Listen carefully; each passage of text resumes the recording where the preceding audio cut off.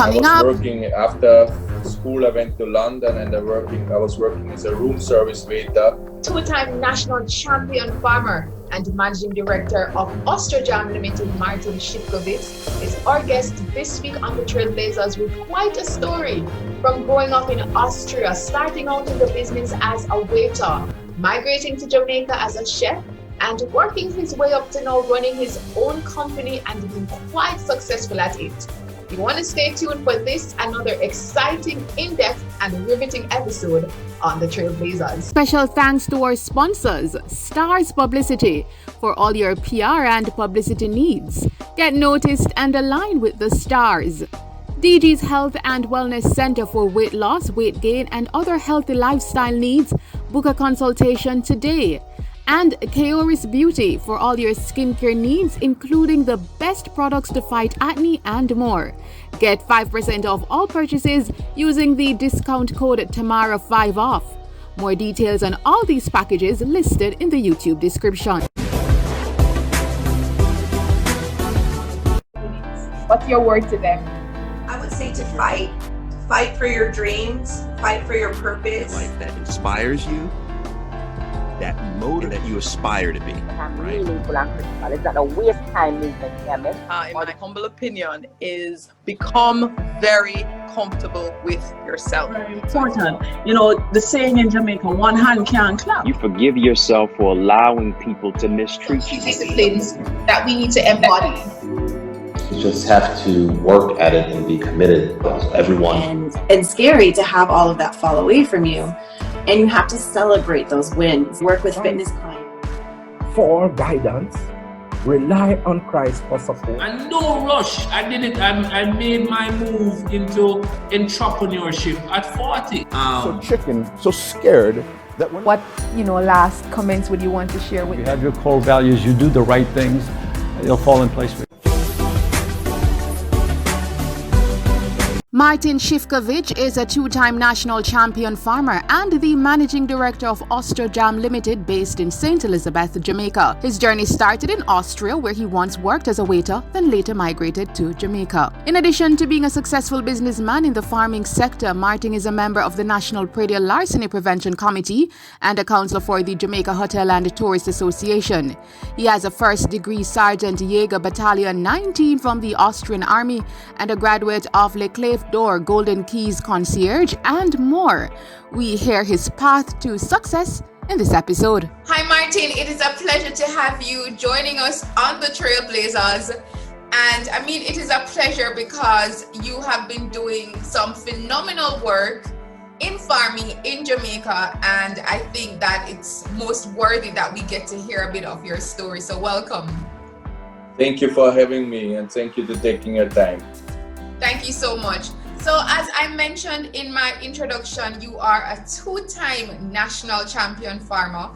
And of course, in terms of your business, you're the managing director for Ostrojam, right? And for our viewers who may not know, tell us a little bit about your business. What do you do? That kind of a thing.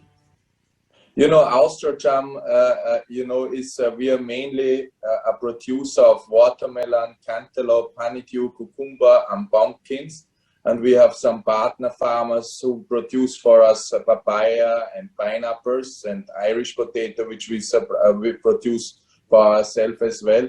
But we supply the local hotel and supermarket chains, and we have been doing that for nearly 14 years now. Awesome. And as you mentioned, you mostly supply a lot of the hotels and the supermarkets in Jamaica.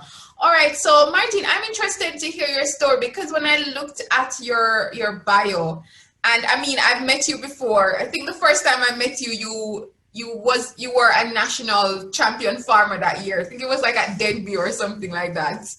Yeah, you interviewed me actually the two-time each. The first time when we won the champion farm and the second time as well. And I didn't even remember it was twice. Awesome. Yes, yeah. So I'm very happy that you get the chance now to interview us now a couple of years later. I know. Thank you so much. Yeah. So you originally are from Austria, right? Yeah, that's correct. Austria, it's for people who may not know, Austria is in the heart of Europe. So as I came to Jamaica for the first time was around 15 years ago, and I came as a chef and I was working at Half Moon Hotel. You know, Austria, we are like a winter tourist country, and you know, a lot of you know, my original goal was always to become a general manager of a 5-star hotel, right? So that's why I graduated from the Hotel and Tourism Management University there. The school system is a little bit different in Europe, right? But yeah, it was quite a journey now talking about it, that I really ended up in Jamaica. But, you know, one of the pioneers in Jamaica who founded the Half Moon Hotel, the first general manager, was an Austrian, and he passed last year. His name is Heinz Simonitsch. So that's our Austrian connection who we had here in Jamaica, and he's really the pioneer and one of the starters for our great tourism product here in Jamaica, beside A-Pizza and other public figures, you know. Oh, that's awesome. So you mentioned now in terms of the fact that you actually wanted to become a hotel general manager. You came as a chef. I didn't even know that. Yeah. So how is it then that, because clearly you came to Jamaica and loved it, so you've stayed since. Yeah. What made you make up your mind to, you know, to become a citizen here? You know, I have to a little bit backtrack it. You see, like, to become a general manager of the goal in the hotel industry, it's not like to just graduate from school or university and then you start everybody waiting for you and you're going to be the big manager. It's not really happening like that. So I was working after school. I went to London and I was working as a room service waiter at the Hilton Park Lane on Hyde Park Corner. And then I was working in Switzerland as a waiter. I was working in Austria in sales and marketing. And, you know, in order to become the manager, you really have to have all the backgrounds, every department, because our hotel is one full company, if you want to call it that way. So you can only lead if you really know every little department, you know. So if you don't know it, then you're not going to know it. So how you can lead your staff if you cannot relate to them? So, you know, this was my journey of being in every different hotels in a different department. So coming to Jamaica with the Austrian connection, now working at Half Moon as a chef, I have to admit, when I just came to Jamaica, it was a real cultural shock for me, because, you know, I was like, you know, it's such a beautiful place. I will never forget the first time I reached at night to Jamaica at Half Moon Hotel. I arrived at the airport all by myself, you know, and it was like they carried me to the Half Moon Hotel, and I was like, oh my God, that's this paradise for me, you know, because I heard the in the night, you know, I saw the palm trees, certain things you just see in Europe, actually in the movies, and, you know, when you say paradise on earth is Jamaica. But, you know, then in the next morning when we started to work and you know, I get to know the staff and so forth, it was a little bit adjustment for me to do, because it's not really easy to coming from a first world country to Jamaica, and you have to understand how the system is working. So the journey now actually has led me after Half Moon to make those stories a little bit shorter to Sandals. You know, there was another Austrian at that time, and I started working at Sandals Negril as a food and beverage junior manager. And then I was at Sandals Negril, and then I was there for a time, and then Sandals White House opened. And at Sandals White House now, it was, you know, in the middle of nowhere. Sandals builds their hotel there, and we were there. We had the new staff. So usually when a new hotel opens, you get actually the people from all the other hotels to help together to make sure that that new property is a success. And I was there. Adam Stewart at that time joined the company from his father, and all those young guys were there. And, you know, I realized that, you know, continue working in the hotel industry, it's going to be still a long journey for me to reach, to follow my goal to become a general manager. And then I said, but there are some different opportunities in Jamaica, which, you know, we opened the hotels, the guests were there, the suppliers didn't come. So, you know, like fruits and vegetables now, which is a main item in the hotel on the buffet lines, we ordered, And the supplier, we call the supplier and say, where are you? You know, I'm soon come. And then you have 700 guests waiting, no fruits there on the line, nothing. And then they come at, we're waiting 9 o'clock, 10 o'clock, nobody comes, you know, and then 12 o'clock come, finally the delivery comes. But out of the 300 watermelon, for example, only 150 or 100 came. So we had to get more suppliers and so forth. And that was a period of time. And I say, you know what? If those guys behaving like that, you know, supplying their customers, I mean, maybe I have to make a serious shift in my career planning, and they're going to start to supply the hotels too. Now that I know the people, maybe I can do so. To do that, you know, I said I have to leave my dream of becoming a general manager and start a new career, you know.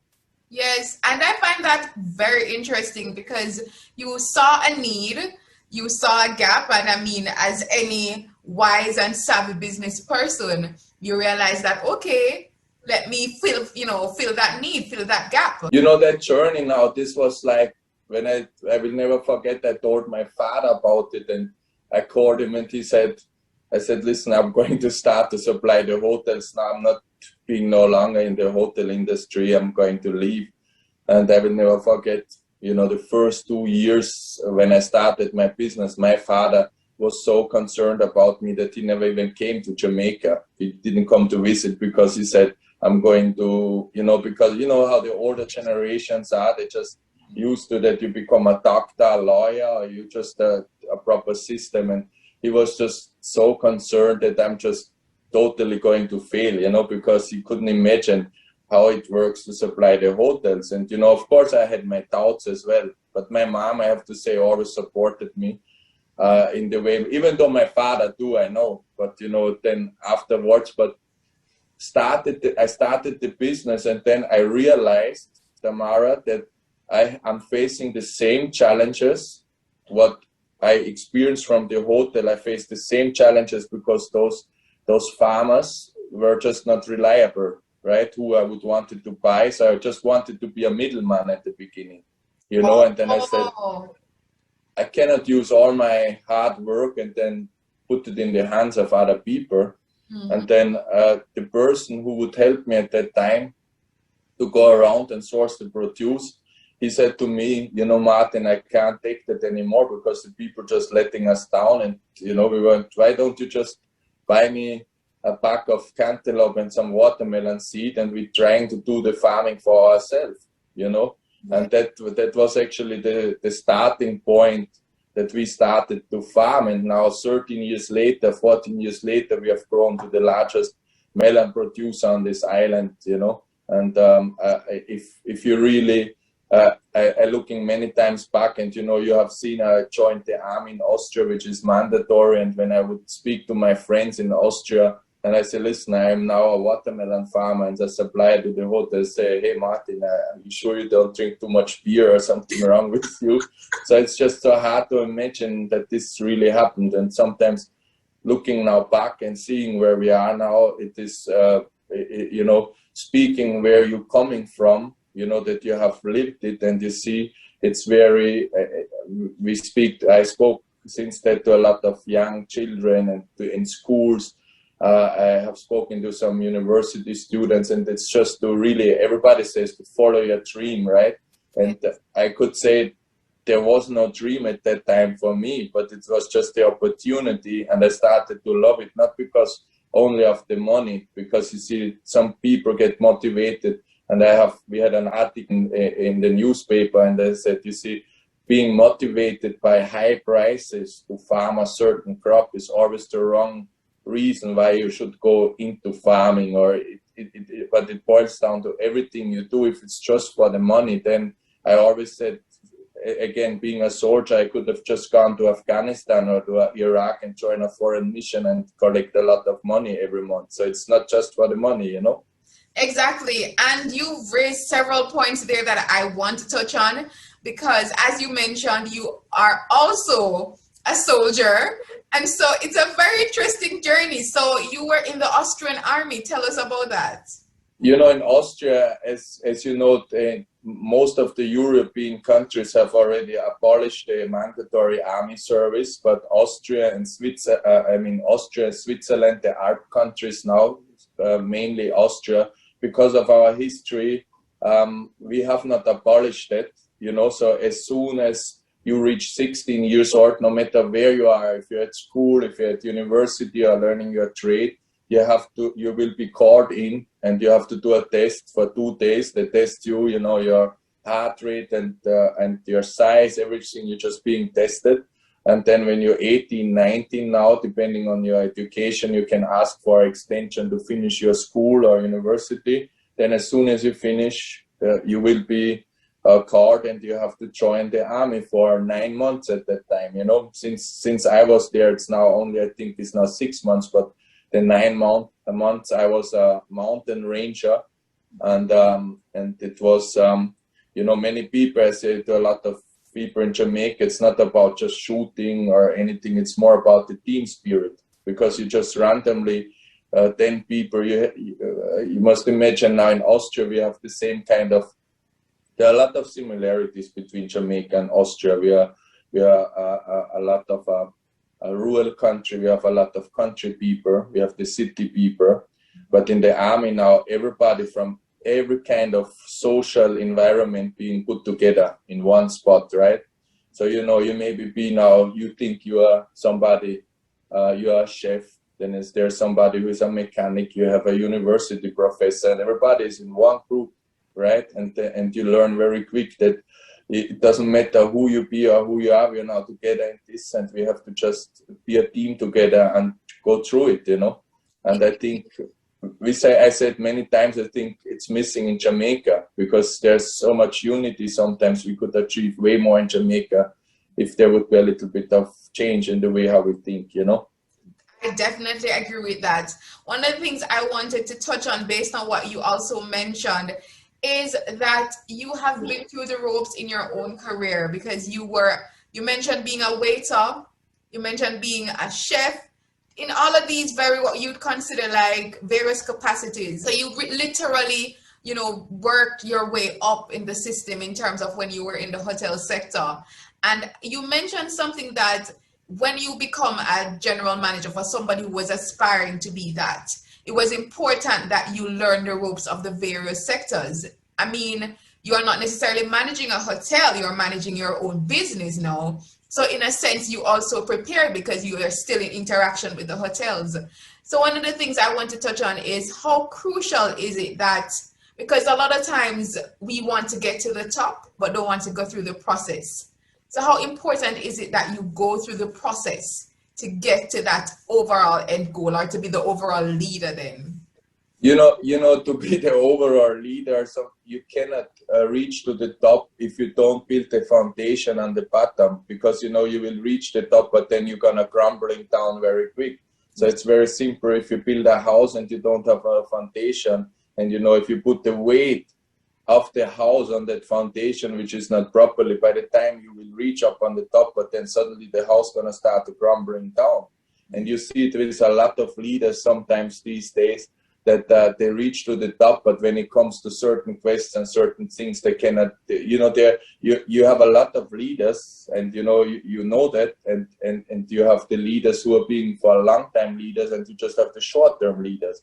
The long-term leaders are those ones who are really coming from the top. So I will never forget when we started, you know, when we started to clear our lands, I was working literally on the farm.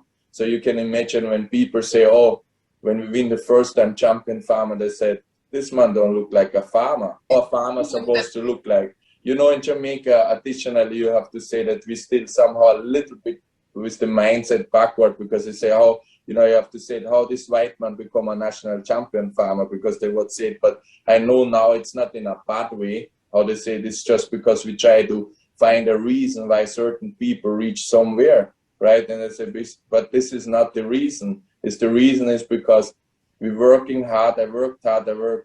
I still work. Nobody sees when we wake up at 3 o'clock in the morning, and when we are at the farm.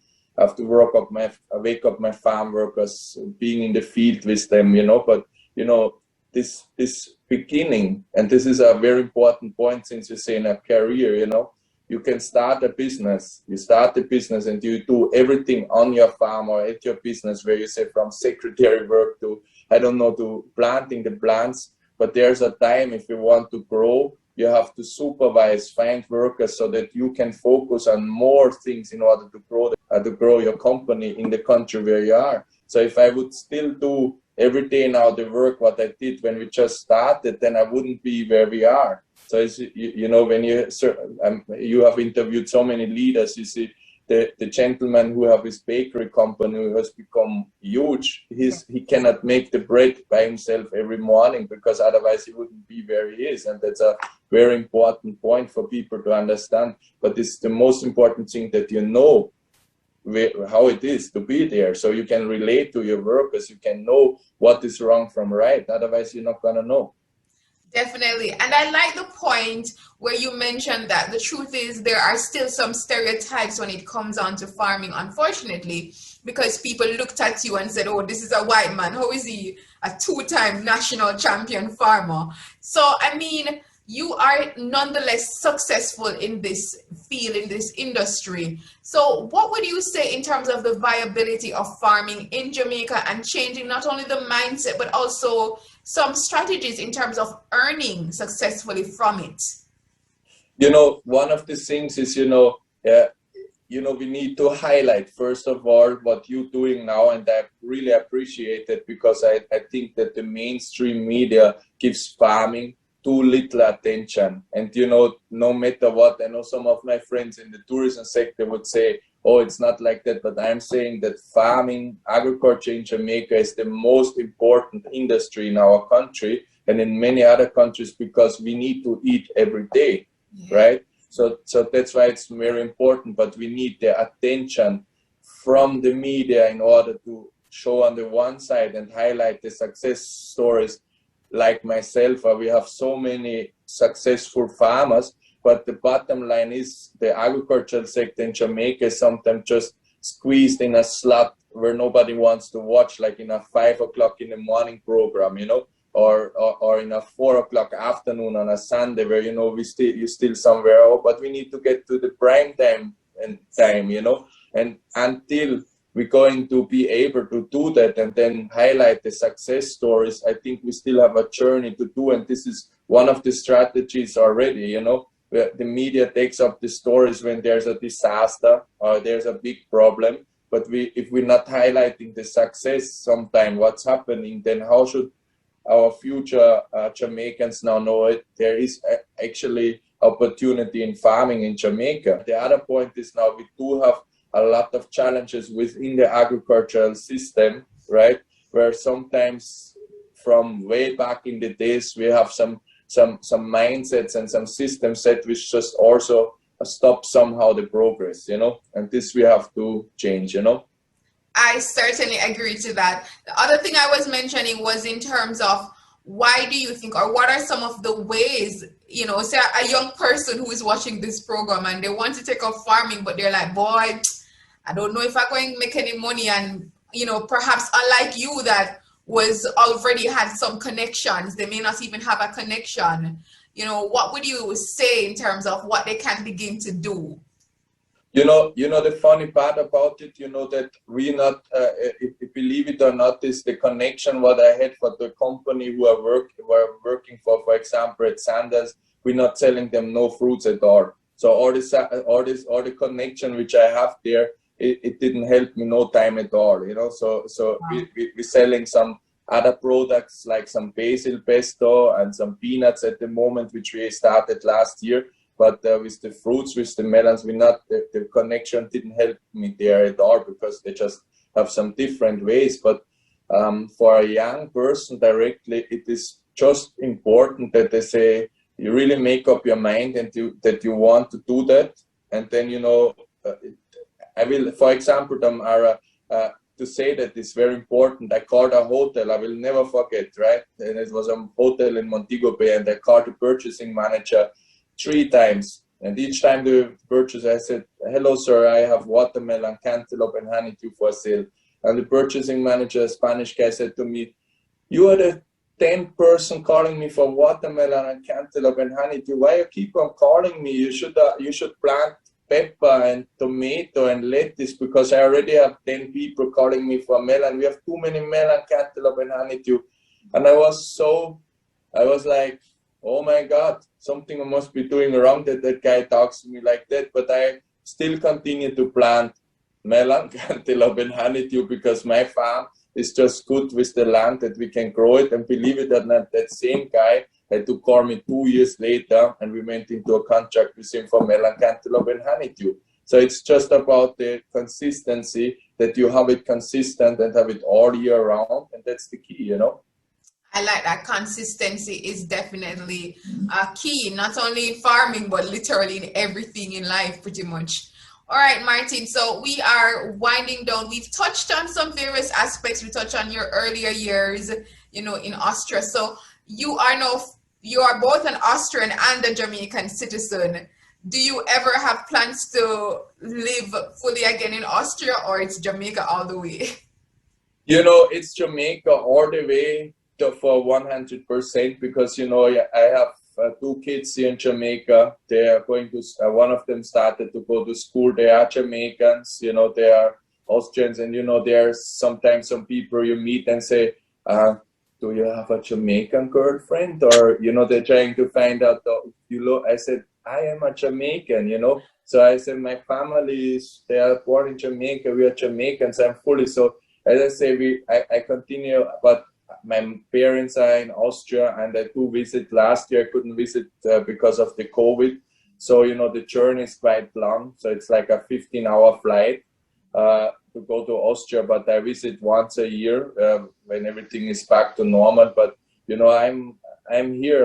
I'm representing Jamaica, and Jamaica has been so good to me, and I'm very happy when I got my citizenship through naturalization. That is very important too, because when you spend a period of years in Jamaica, you are able to apply for citizenship. And I will never forget the investigation, you know, what big the citizenship agency did for me, that I become a Jamaican citizen. I said afterwards, I said if they would do it with a lot of Jamaicans who born with Jamaican citizenship, maybe they would lose it, you know.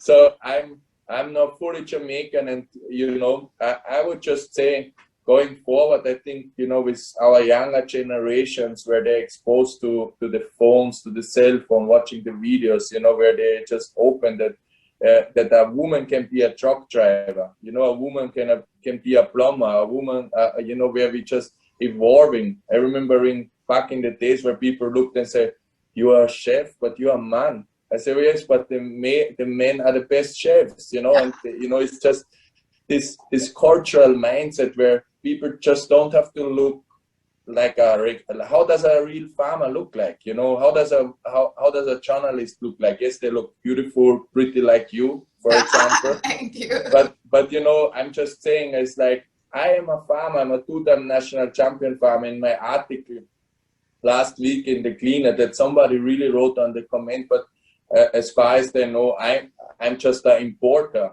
But then somebody else commented and said, but this gentleman is a 2-time national champion farmer, right? And he has done so much for the community. So, you know, this mindset, we just have to evolve and look beyond all of this in the stigmatizing how somebody look like, because we have a fantastic product in Jamaica, and we have to capitalize on it, you know. I certainly definitely agree with that. The mindset change is no doubt crucial. And speaking of COVID, which you mentioned earlier, how has it impacted your sector? Have you had more sales because of COVID, or has it been detrimental?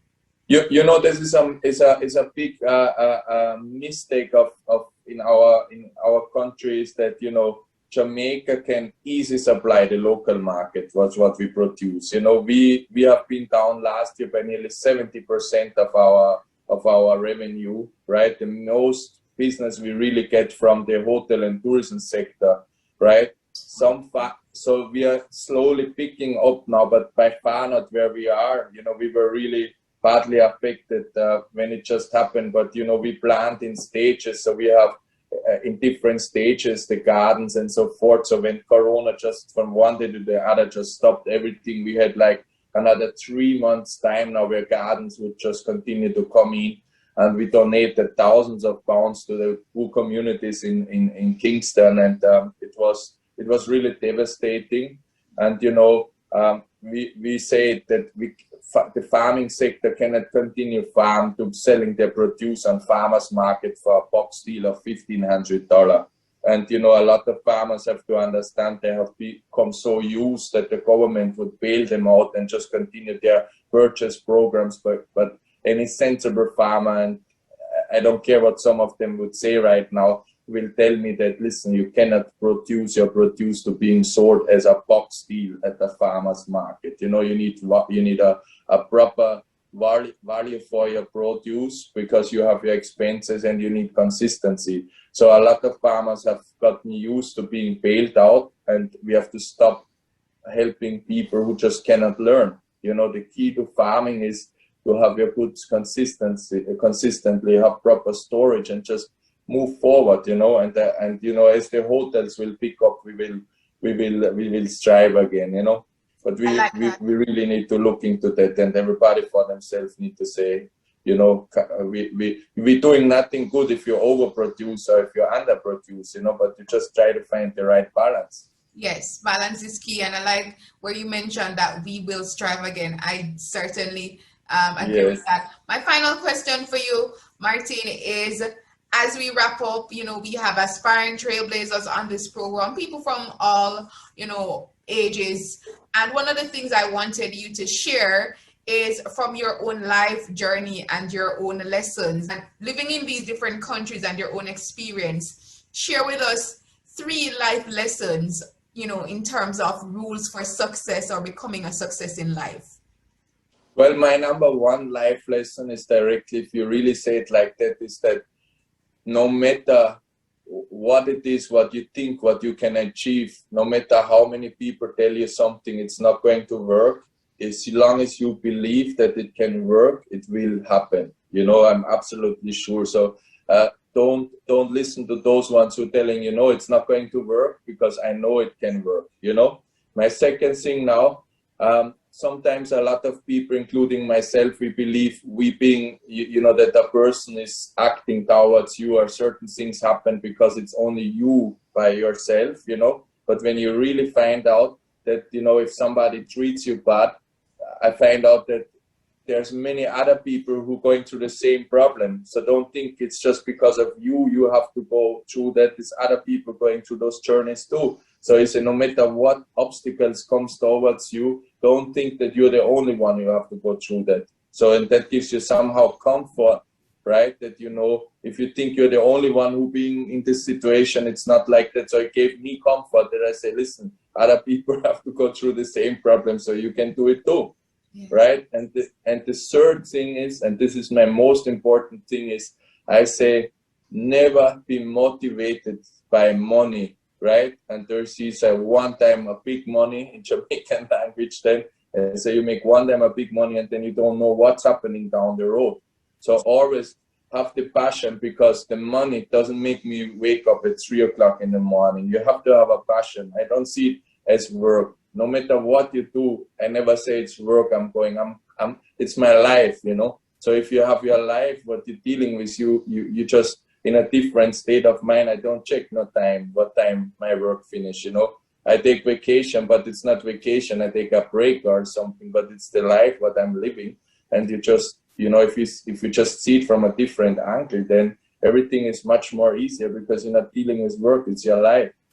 I love that. It's not work, it's life, and having that passion and not being motivated by money, but just loving what you do. Because it's coming automatically, Tamara. You know, if it's your life and you take care like it's your own, then the success is coming. You know, you just with a clean heart and everything, it's straightforward. You can't fail. It just takes some time sometimes. I definitely agree with that. Awesome. Thank you so much, Martin. I'm not even going to say your last name. No, you can say Shifkovitz. You shift your mind and think of Eskovich. Okay. Martin Shifkovitz sharing on the Trailblazers. Thank you so much. Continue to keep up the fantastic work that you're doing, and I know the sector will continue to grow and your business will continue to thrive. Thank you so much for having me. Thank you. Hey everyone, I am Tamar McHale, television presenter, communications specialist, and of course producer and host of the Trailblazers series. I'm inviting you to join the family. All you have to do is just simply click that subscribe button below. Make sure you hit that notification bell so you are aware of when we have new episodes. And like, comment, share, and join the family for weekly inspirational and motivational episodes that will not only lift your spirits, but will give you the tools and some practical strategies that you can keep blazing your trail.